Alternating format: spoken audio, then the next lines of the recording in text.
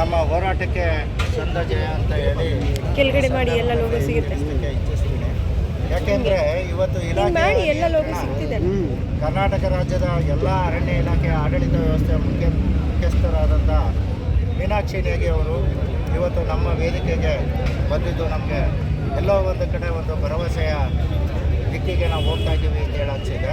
ಅದಕ್ಕೂ ಮುಖ್ಯವಾಗಿ ಸನ್ಮಾನ್ಯ ಶ್ರೀ ಪನ್ನಣ್ಣನವರು ಮುಖ್ಯಮಂತ್ರಿಗಳ ಕಾನೂನು ಸಲಹೆಗಾರರು ಹಾಗೂ ದಟ್ಟ ಅರಣ್ಯ ಪ್ರದೇಶಗಳು ಆದಂತಹ ಕೊಡಗು ಭಾಗದ ವಿರಾಜಪೇಟೆ ಶಾಸಕರು ಆದಂಥ ಪನ್ನಣ್ಣವರ ಪರಿಶ್ರಮ ಭಾಳ ಇದೆ ಅಂತ ಹೇಳಿ ಈ ಸಂದರ್ಭದಲ್ಲಿ ಯಾಕೆ ಅಂತಂದರೆ ನಮ್ಮನ್ನು ಯಾವುದೇ ಸಚಿವರನ್ನು ಭೇಟಿ ಮಾಡೋದಾಗಲಿ ಅವ್ರ ಜೊತೆ ಮಾತಾಡೋದಾಗಲಿ ಸಮಯ ಸಿಗಲ್ಲ, ಸಮಯನೂ ಕೊಡಲ್ಲ. ಅಂಥ ಸಂದರ್ಭದಲ್ಲಿ ಮಾನ್ಯ ಪನ್ನಣ್ಣನವರು ನಮ್ಮ ನೌಕರರ ಸಮಸ್ಯೆಗಳನ್ನು ಆಲಿಸಿ ಅಹವಾಲುಗಳನ್ನು ಕೇಳಿ ಅರಣ್ಯ ಸಚಿವರ ಜೊತೆಯಲ್ಲಿ ನಮ್ಮ ಸಂಪರ್ಕವನ್ನು ಮಾಡಿಸಿ ಸಭೆಯನ್ನು ಕೂಡ ಮಾಡಿದ್ವಿ. ನಾವು ಈ ಸಂದರ್ಭದಲ್ಲಿ ನಮ್ಮ ಎಲ್ಲ ನೌಕರರ ಪರವಾಗಿ ನಾವು ಅವರಿಗೆ ಆಭಾರಿಯಾಗಿದ್ದೀವಿ. ಅದಷ್ಟಲ್ಲದೆ ನಿನ್ನೆ ಮುಷ್ಕರ ನಡೆಯುವ ಸಂದರ್ಭದಲ್ಲಿ ಮಾನ್ಯ ಶಾಸಕರು ಮುಖ್ಯಮಂತ್ರಿಗಳ ಜೊತೆ ಡೆಲ್ಲಿಗೆ ಹೊರಟಿದ್ರು.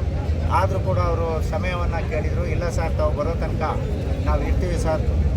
ಪದ್ಮಶ್ರೀ ಪುರುಷೋತ್ತ ಸಾಲುಮರದ ತಿಮ್ಮಕ್ಕ ಅವರಿಗೆ ಒಂದು ಗೌರವ ನಮನ ಕಾರ್ಯಕ್ರಮ ಮಾಡ್ತಾಯಿದ್ದೀವಿ, ಶ್ರದ್ಧಾಂಜಲಿ.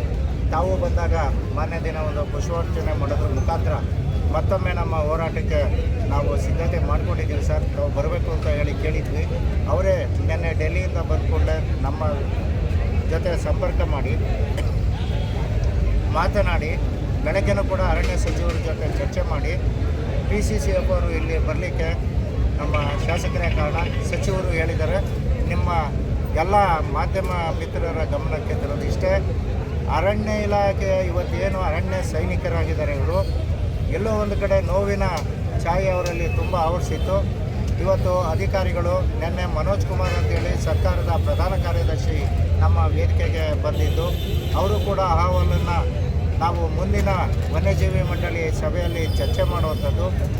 ಅಕಸ್ಮಾತ್ ಅರಣ್ಯ ಸಚಿವರ ಹಂತದಲ್ಲಿ ಆಗಿಲ್ಲ ಅಂದರೆ ಇದನ್ನು ಮುಖ್ಯಮಂತ್ರಿಗಳ ಗಮನಕ್ಕೆ ತರ್ತೀವಿ ಅನ್ನೋ ಮಾತನ್ನು ಕೂಡ ಪನ್ನಣ್ಣವರು ಹೇಳಿದ್ದಾರೆ.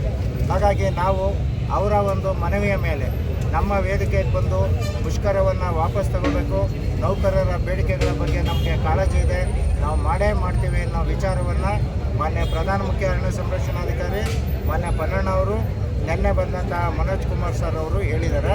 ಹಾಗಾಗಿ ನಾವು ಅವರ ಮೇಲೆ ವಿಶ್ವಾಸವನ್ನು ಇಟ್ಟು ಇವತ್ತು ಮಧ್ಯಾಹ್ನ ಮುಷ್ಕರವನ್ನು ಹಿಂದಕ್ಕೆ ತಗೋತಾ ಇದ್ದೀವಿ. ಒಂದು ವಿಚಾರ.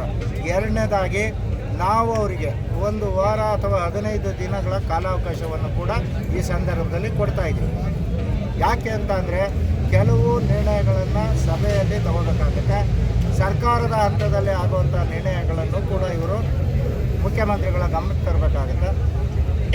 ಈ ಕಾರಣದಿಂದ ಈ ಮುಷ್ಕರವನ್ನು ತಾತ್ಕಾಲಿಕಕ್ಕೆ ಹಿಂದಕ್ಕೆ ತಗೊಂಡು ಏನಿವತ್ತು ರಾಜ್ಯದ ಮೂಲೆ ಮೂಲೆಗಳಿಂದ ರಕ್ಷಣಾ ಶಿಬಿರಗಳ ನೌಕರರು ಭಾಗವಹಿಸಿದ್ರು, ಹಾಗೆ ನಮ್ಮ ರಕ್ಷಣಾ ಇಲಾಖೆಯವರಿಗೆ ಮತ್ತು ಎಲ್ಲ ಸಿಬ್ಬಂದಿಗಳಿಗೂ ಕೂಡ ನಾನು ಈ ಸಂದರ್ಭದಲ್ಲಿ ತಿಳಿಸ್ತಾ ಇದ್ದೀನಿ.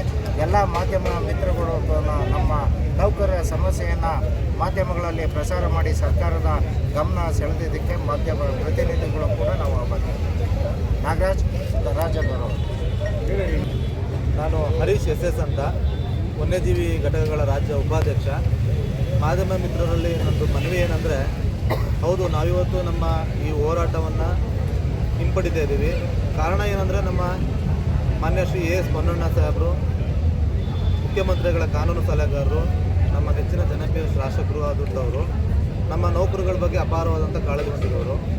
ಅವರು ಬಂದು ಇವತ್ತು ನಮಗೆ ಸರ್ಕಾರದ ಮಟ್ಟದಲ್ಲಿ ನಮ್ಮ ಕೆಲಸ ಆಗುತ್ತೆ, ನಾವು ಕಾನೂನು ಚೌಕಟ್ಟಿನಲ್ಲಿ ಏನೇನು ಕೆಲಸ ಆಗ್ಬೋದು ಅದನ್ನು ಮಾಡಿಕೊಡ್ತೀವಿ ಅಂತ ಆಶ್ವಾಸನೆ ಕೊಟ್ಟಿದ್ದಾರೆ. ಹಾಗಾಗಿ ನಾವು ಇವತ್ತು ಅವರ ಒಂದು ಆಶ್ವಾಸನೆ ಮೇರೆಗೆ ನಮ್ಮ ನೌಕರುಗಳು ರಾಜ್ಯದ ಮೂಲೆ ಮೂಲೆಯಿಂದ ಬಂದಿದ್ದಾರೆ. ಅವ್ರಿಗೆಲ್ಲರಿಗೂ ಕೂಡ ಅವರ ಒಂದು ಆ ಮಾತಿನಿಂದ, ಹಾಗೆ ನಮ್ಮ ಮಾನ್ಯ ಶ್ರೀಮತಿ ಮೀನಾಕ್ಷಿ ನೇಗಿ ಮೇಡಮ್ ಅವರು ಪ್ರಧಾನ ಮುಖ್ಯ ಸಂರಕ್ಷಣಾಧಿಕಾರಿಗಳು ಅವರು ಕೂಡ ಬಂದು ಇವತ್ತು ಆಶ್ವಾಸನೆಯನ್ನು ಕೊಟ್ಟು ನಮ್ಮ ಮನವಿಯನ್ನು ತೊಗೊಂಡೋಗಿದ್ದಾರೆ. ನಮ್ಮ ಮಾನ್ಯ ಗೌರವಾಧ್ಯಕ್ಷ ಹೇಳಿದಂಗೆ ಆ 1 ವಾರ ಅಥವಾ 15 ದಿನದ ಗಡುವಿನಲ್ಲಿ ನಮ್ಮ ಎಲ್ಲ ಬೇಡಿಕೆಗಳನ್ನು ಈಡೇರಿಸ್ಕೊಡ್ತಾರೆ ಅಂತ ನಾವು ನಂಬಿದ್ದೀವಿ. ಈಡೇರಿಸ್ಕೊಡ್ಲಿಲ್ಲ ಅಂತ ಅಂದರೆ ಮುಂದಿನ ದಿನಗಳಲ್ಲಿ ಅರಣ್ಯ ಇಲಾಖೆ ಹಿರಿಯ ಅಧಿಕಾರಿಗಳು ನೇರ ಹೊಣೆಗಾರರಾಗ್ತಾರೆ ಮುಂದಿನ ಆಗುವವರೆಗೆ ಅಂತ ಹೇಳೋದನ್ನ ಈ ಮೂಲಕ ಹೇಳ್ತಾ ನಮ್ಮ ಈ ದಿನದ ಮುಷ್ಕರವನ್ನು ಈಗ ವಾಪಸ್ ಪಡಿತೇವೆ. ತಮ್ಮ ಪರಿಚಯ ಮಾಡ್ಕೊಳ್ಳಿ.